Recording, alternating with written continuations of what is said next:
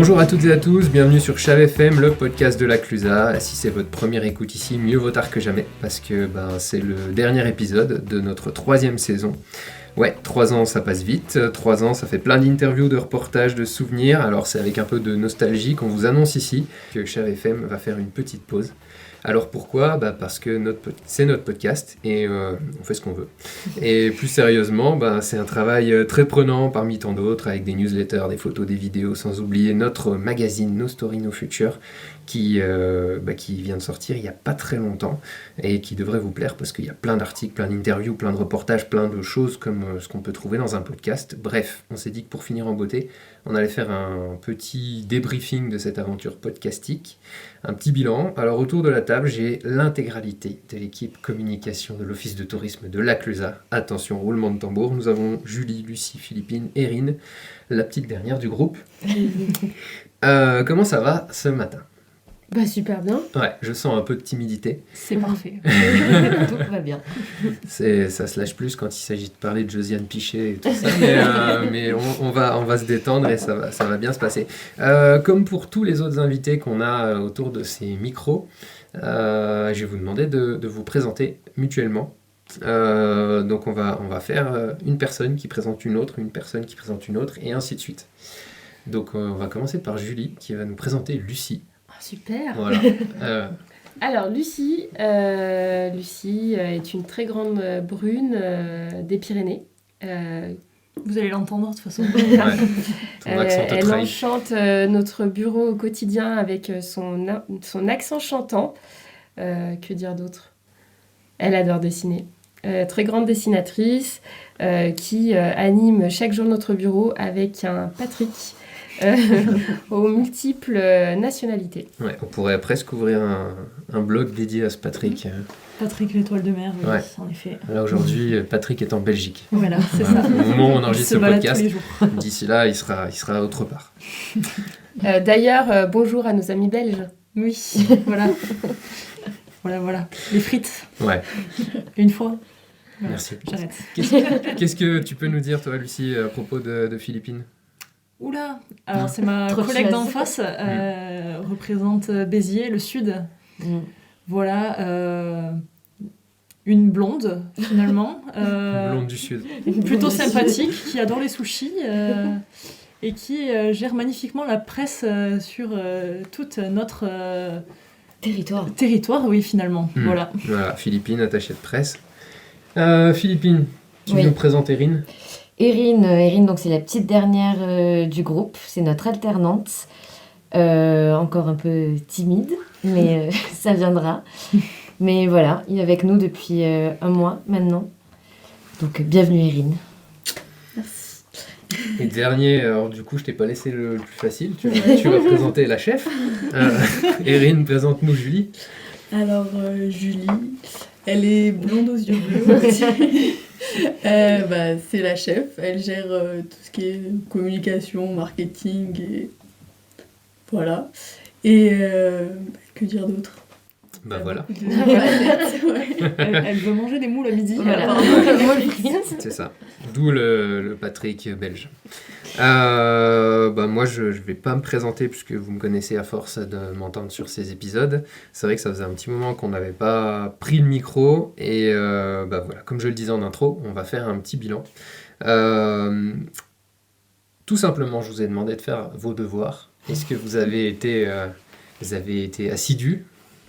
On a écouté, alors pas tous les épisodes parce que ça fait quand même 3 ans de podcast, donc beaucoup de choses, mais l'idée c'était d'avoir vos retours individuellement, de pouvoir en discuter, de savoir ce qui vous avait le plus plu, et comme ça permettra de donner envie aux auditeurs qui nous découvrent peut-être aujourd'hui d'aller creuser dans nos archives pour aller écouter les interviews passées. Qui veut se lancer en premier ? Qui est-ce qui... Allez, moi j'y vais. Allez. Ouais. Alors moi, pas d'épisode préféré. Je trouve que chaque épisode, alors je les ai plus tous en tête effectivement parce que 3 ans c'est long et qu'on a rencontré pas mal de personnes et que j'ai pas très bien fait mes devoirs non plus.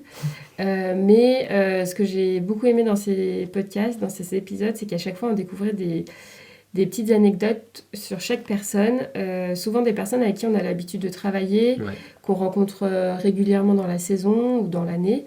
Et finalement, on se rend compte qu'on ne connaît pas tout de chacune des personnalités. Et donc, c'est ça qui a été le plus marquant pour moi au fil des épisodes. Et il y a une anecdote en particulier Et j'étais en train d'écouter justement celui d'Alex Hamelin ce matin pour essayer de rattraper un peu mes devoirs et qui parlait du hameau, qui connaissait le hameau très bien personnellement, puisque sa famille avait habité dedans. Ouais. Quand il était autre part dans la vallée. Donc il faut savoir que le hameau des Alpes a été déplacé, le chalet du hameau des Alpes a été déplacé, et c'est quelque chose que j'avais alors sûrement entendu, mais plus du tout en tête. Donc voilà, c'est des petites anecdotes comme ça qui sont hyper intéressantes à entendre. Pas mal. La barre est haute. Alors, Lucie, je te vois, je te regarde, t'es en face, donc du coup j'en profite. Super, voilà, parfait. Qu'est-ce qui t'a marqué dans ce que t'as pu écouter ? Parce qu'au final, toi t'es arrivé au printemps dans l'équipe, ouais, c'est donc ça. le podcast, tu le connaissais peut-être pas forcément d'avant. Voilà. Qu'est-ce que t'as pu découvrir cet été, ou en tout cas depuis ton arrivée ? Alors du coup, moi j'ai écouté en premier les derniers qui sont sortis, donc principalement celui du Bike Park. Ouais. Du coup, j'ai beaucoup aimé. En fait, j'aime bien quand c'est sur le terrain. Là, j'ai écouté récemment aussi celui de la team Forte. Et c'est pas mal. J'aime bien ce truc de vlog un peu audio. Ouais. C'est plutôt cool. Après, ce que j'ai écouté aussi, moi je fais pas mal de photos. Donc j'ai écouté celui de Germain. Ouais. C'est plutôt intéressant de voir comment il prépare ses photos. Enfin bref, j'ai beaucoup aimé. On peut écouter selon nos passions aussi. Il y a pas mal de trucs. C'était assez diversifié. Si on ouvre la parenthèse Germain, ça nous permettra aussi de dire que cet automne, c'est la période forcément de promotion de l'hiver, et qu'on a une très très très très très belle photo qu'on essaye de placarder un peu partout. Enfin, un mélange de deux photos finalement, puisque voilà, en tant que graphiste, webmaster, mais slash graphiste, tu nous as fait un joli montage en mélangeant deux photos où on a un bel arbre, un skieur et une ambiance mi-automne, mi-hiver. Donc n'hésitez pas à aller... Qu'est-ce qui se passe ? Ça tourne ? Ah oui, ça tourne, ça enregistre tout. On ne manque rien. Ok. Vous inquiétez pas, Pardon, je suis un professionnel. Non, ça sera pas coupé au montage, ça, t'inquiète pas. Donc on disait, n'hésitez pas à aller faire un tour sur nos réseaux, parce qu'on commence à dévoiler petit à petit cet univers, de basculer en tout cas en mode hiver, que ce soit avec des vidéos, des photos, notamment donc avec cette belle photo que tu as su sublimer et qui est du coup de Germain à la base. C'est ça. Je sais pas si tu as quelque chose à ajouter, mais voilà. Non, mais t'as le droit de renchérir, de congratuler. C'est intéressant, ces photos, elles sont hyper travaillées et du coup, c'est plutôt cool de retravailler par-dessus. Il n'y a pas grand-chose à faire en fait pour améliorer déjà le truc, quoi. Ouais. Et du coup, c'est assez cool pour l'univers LCZ de mettre en avant ces photos et tout ça. Et du coup, là, pour le High-Five, c'était l'occasion de mélanger automne-hiver et faut aller voir la bâche sur le cinéma du High-Five. Ouais, tout ce week-end là à Annecy, sur le pâté, il y a voilà, LCZ qui vous attend. C'est vrai que sur le travail photographique de Germain, alors ça remonte, puisque je sais plus si c'était la saison 2 ou la saison 1, mais c'est sa particularité à lui. Il y a certains photographes qui vont immortaliser un instant et puis faire de la retouche qui soit minime, puisque tout le travail est déjà fait, alors que lui, à l'inverse, dans son épisode et dans son travail, en tout cas ce qu'il explique, c'est que il va pouvoir passer éventuellement 2-3 jours sur une photo à retoucher plein de trucs, rajouter des calques, mettre des effets, faire tout un travail de post-prod en fait, et ça change mais vraiment vraiment tout, quoi. Ouais, c'est assez génial. Il bosse avec pas mal d'accessoires. Allez écouter ce podcast, je sais plus lequel c'était, mais Germain, vous devrez le trouver en tapant quelques mots. Droite, gauche, Philippine, Erin. Quelqu'un veut y aller. Je suis sûr que Erin, t'as fait tes devoirs, t'as écouté tous les épisodes. Pas tous, mais j'ai fait toute la saison 3. Après, je l'ai fait en 1 fois 1,5. C'est vrai que elle écoute en accéléré. Je savais même pas que c'était possible. Si, ouais. Du coup, on doit avoir une voix un petit peu comme ça qui parle très très vite. Voilà, non, en vrai, ça s'écoute bien. Mais du coup, moi aussi, ce que j'ai préféré, c'était les épisodes de podcast en immersion, le Derby de Balme et la Team Party. Et le Derby de Balme, ça m'a permis de moi qui fais les événements en ce moment, de connaître l'événement et de voir comment il se fait, enfin, il se déroule. Ouais. Et oui, entendre plein de personnes arriver sur le podcast et d'écouter un peu toutes les versions de chacun, c'était intéressant. Et voilà. Ouais, sur le derby de Balme, c'était un grand moment parce que ça se prêtait vraiment à faire un podcast. Il y a de l'ambiance, il y a tout un programme tout au long de la journée. Et en plus, cette année, il y avait une météo mais catastrophique. Donc l'audio, c'est le meilleur moyen de ne pas montrer trop d'images. C'était brouillard, pluie, neige en haut. Il y a eu des runs qui ont été raccourcis, des reconnaissances. Enfin, il n'y a rien qui s'est passé comme prévu. Et sur la partie vraiment purement écoute, on avait en fait un DJ mobile dans l'organisation qui avait donc sa platine, son ordi attaché sur le dos avec une enceinte énorme. Ils étaient 2 et ils avaient des samples et des musiques et ils balançaient mais des conneries tout le temps. Donc en fait, le travail n'était pas simple, mais il suffisait de les suivre pour avoir un bout d'ambiance et se greffer sur le truc et c'était assez cool à faire. Il y a eu d'ailleurs une magnifique chute à un moment parce qu'ils ont voulu couper dans l'herbe, donc il y a le Mac qui a volé l'enceinte. Bref, il a réussi à rattraper son ordi au vol, il est tombé sur le dos, enfin il était plein de terre et bizarrement on a tout rebranché, ça marchait. Donc c'est reparti. Voilà. Allez écouter le podcast sur le derby de Balme. On termine avec toi, enfin quoique moi je pourrais aussi en rajouter une petite couche à la fin, mais je crois que vous avez déjà un peu dit aussi des choses que je veux dire. Ouais. Moi mon avis va pas du tout être objectif, parce que ça va être celui avec Vincent Deforce, vu que c'est le premier podcast que je faisais, clairement, avec toi. Et c'était ultra intéressant, c'était dans le resto, donc le 5 de l'hôtel au cœur du village, donc restaurant qui a eu sa première étoile d'ailleurs donc en mars 2024. Et c'était à la suite d'ailleurs de cette obtention de l'étoile qu'on l'a rencontré. Et c'était très frustrant parce qu'on parlait bouffe, clairement, mais sans pouvoir manger. Bouffe, donc, grande gastronomie. Attention, on parle d'un restaurant étoilé. Grande gastronomie. Mais non, c'était très intéressant de savoir comment il imaginait ses plats, ses inspirations, comment il s'organisait avec son équipe. Donc non, c'était vraiment top. Donc c'était mon préféré. Et après, oui, le Team Farté, c'était mon deuxième préféré. Voilà, comme tout le monde, je pense. Grosse journée, gros souvenir, sur le Team Farté. Ouais. On est parti à 5h du mat, convoi de la Clusa, pour ensuite aller suivre une Coupe du Monde à Goms en Suisse. Et c'est pas les moins fêtards. Du coup, c'était très agréable de suivre une troupe comme ça. C'est surtout l'ambiance en fait, qu'on entend en arrière qui rend le truc encore mieux. Et ça fait le parallèle avec mes préférences au niveau des podcasts. Il y a forcément, un peu comme Julie, des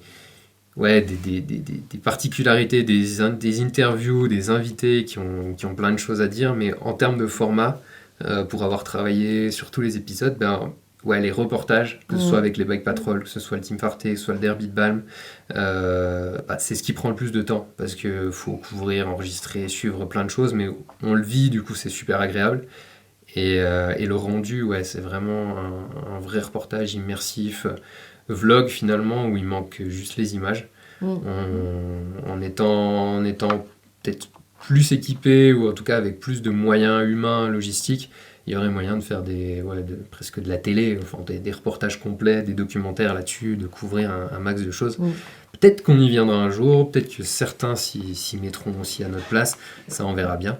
Mais après, sur d'autres épisodes qui moi m'ont marqué, c'était, on en parlait avant d'enregistrer, celui avec Fred Fugin, sous le flyer Wingsuit, qui fait régulièrement des vols sur la Clusa et pas que. Soit solo, soit avec des collègues à lui. Et on avait fait l'année dernière, je dis pas de bêtises, c'était l'année dernière, c'était l'année d'avant, c'était l'année dernière, un vol en fait à 5 en formation façon patrouille de France qui survolait tout le télésiège du col de Balme. Et C'était pas il y a 2 ans ? Si, il y a 2 ans. C'était il y a 2 ans, mais du coup c'est l'année dernière. Et oui. Décembre. Cet octobre, hiver, l'hiver Oui. dernier, je sais Ah plus. non, on peut garder. C'était dans le passé. C'était il y a quelques temps. Bref, on a une super mémoire, vous vous en rendez compte. Et en fait, après ce projet vidéo, ce tournage et ce saut avec toute l'équipe, ben, on avait débriefé autour d'un podcast que je vous invite à écouter. Il y a même une vidéo d'ailleurs sur notre chaîne YouTube où il y a pas mal d'images intéressantes. Et le podcast, ça avait été l'occasion de déballer du matos, de sortir la wingsuit, de regarder comment c'est fait vraiment à l'intérieur, chose qu'on n'a pas l'habitude de voir en direct quand ils volent au-dessus de vous. Et c'était hyper impressionnant de savoir que finalement là-dedans, ils pouvaient mettre un baudrier, des mètres de corde, des crampons, un sac à dos, de l'eau, de la bouffe, et qu'il arrivait quand même à sauter d'une montagne ou d'un hélico pour voler avec tout ça sous le bide, quoi. Enfin, ou sur le dos. Oui. Ça dépend où il le range dans les nombreuses poches de sa wingsuit. Voilà. C'est beau. C'est beau. C'est nostalgique, c'est tout ce qu'on veut. Tu parlais du restaurant et de la gastronomie. Ça fait le parallèle aussi avec le magazine No Story No Future dont je parlais en intro. Et c'est finalement ce qui pourrait faire le meilleur lien avec la suite, puisque si le podcast se termine, on ne s'arrête pas de faire des contenus. Et tout ce qu'on fait en interview, que ce soit écrit, vidéo ou audio par le passé, vous pouvez forcément le retrouver de manière écrite dans un magazine papier qui est No Story No Future et qui va beaucoup plus loin que toutes les interviews qu'on a pu avoir en podcast. Est-ce que Julie, tu veux en dire un petit mot histoire qu'on fasse un peu d'auto-promo parce que là on en est au 5e numéro. C'est la 5e édition, ouais. L'essence du projet, c'est de mettre en avant la Clusa à travers les personnes qui en parlent le mieux. Donc c'était de parler des personnalités du village, des personnalités qui font le village finalement. Donc chaque année, on prend beaucoup de plaisir sur le projet, à choisir, à renouveler les portraits qu'on va aborder et aussi aller les rencontrer, un petit peu comme finalement Pierrick fait au quotidien sur le podcast, d'aller rencontrer les personnalités à travers des interviews. Qui sont toujours hyper intéressants. On a beaucoup d'anecdotes. On apprend vraiment beaucoup de nous-mêmes, encore beaucoup de choses à travers ce support. Et on vous invite à venir récupérer la collection complète pour découvrir tous les interviews qu'on a pu faire jusqu'à présent. Ouais, on a plein de stocks à l'office. Donc il y a tous les magazines. Les 3 premiers ont un autre format qui est un peu plus gros, enfin un peu plus grand. Les 2 derniers, eux, ont un format plus petit, mais plus épais.